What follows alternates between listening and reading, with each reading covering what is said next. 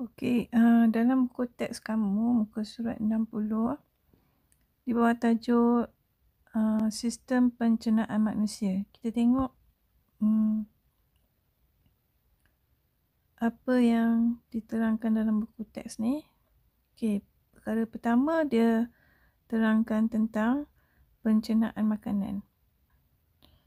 Apa itu pencernaan makanan? Proses penguraian makanan yang kompleks dan besar kepada molekul yang lebih kecil, ringkas dan boleh larut supaya dapat diserap ke dalam sel badan.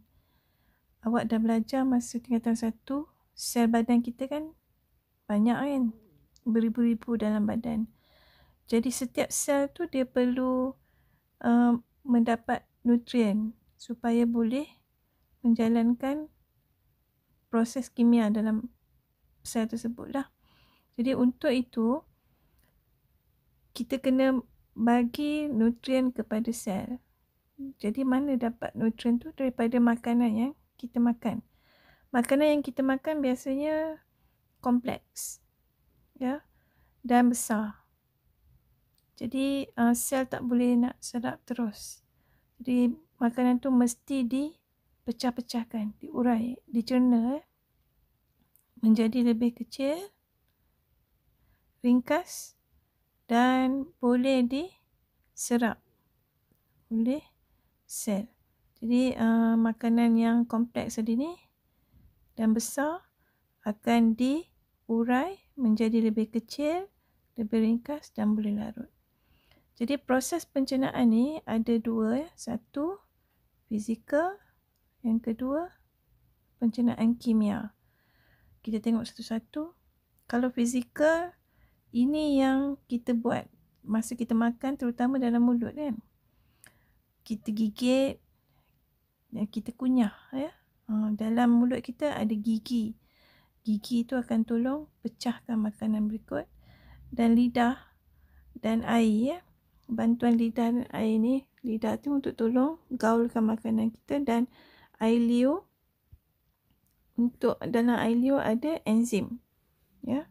Kalau kamu tengok sebelah sini, enzim tu ialah apa? Enzim ialah bahan di dalam badan yang menggalakkan tindak balas kimia. Jadi dalam mulut pun dah ada air liur dan ada enzim dalam air liur. Jadi yang fizikal pun peristalsis. Peristalsis ni nanti saya akan tunjukkan satu video apa yang dimaksudkan dengan peristalsis. Okey, pencernaan kimia pula, ini ialah penguraian makanan daripada molekul kompleks kepada molekul ringkas dengan bantuan enzim. Ini selepas daripada dalam mulut pun ada enzim, tapi selepas daripada tu dia masuk dalam perut kan, makanan kita. Itu banyak lagi enzim yang kita boleh dapat. Jadi sini ada peta buih, ya, berganda. Jadi ditunjukkan apa persamaan dan perbezaan di antara pencernaan fizikal dengan pencernaan kimia. Persamaan dia ialah dua-dua ni melibatkan pemecahan makanan dan dua-dua juga berlaku dalam salur pencernaan. Yang ini persamaan. Perbezaannya, yang fizikal berlaku di mulut sahaja. Kalau kimia berlaku dalam mulut, dalam perut, dalam duodenum dan dalam usus. Yang fizikal tidak melibatkan enzim, ya. Yang dalam mulut tu, air liur tu ada enzim tadi kan. Itu ialah pencernaan kimia. Tapi bila kita gigit dan kunyah tu, itu tidak melibatkan enzim. Yang tidak melibatkan enzim, yang melibatkan gerakan saja, kita panggil pencernaan fizikal. Tapi kalau kimia melibatkan bantuan enzim. Okey, sekejap lagi saya tunjuk video yang menunjukkan apa itu peristalsis, ya. Okay, ini proses peristalsis dalam esophagus. Jadi cuba kita tengok, proses ni ialah dia melibatkan pengecutan dan pengenduran otot pada esophagus. Jadi makanan dalam bentuk bolus, ya, dalam bentuk macam berbola-berbola.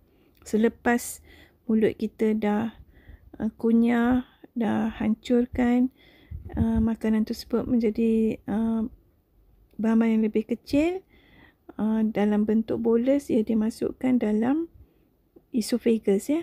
Jadi kita tengok proses pergerakan makanan dalam esophagus. Yang ini kita panggil peristalsis.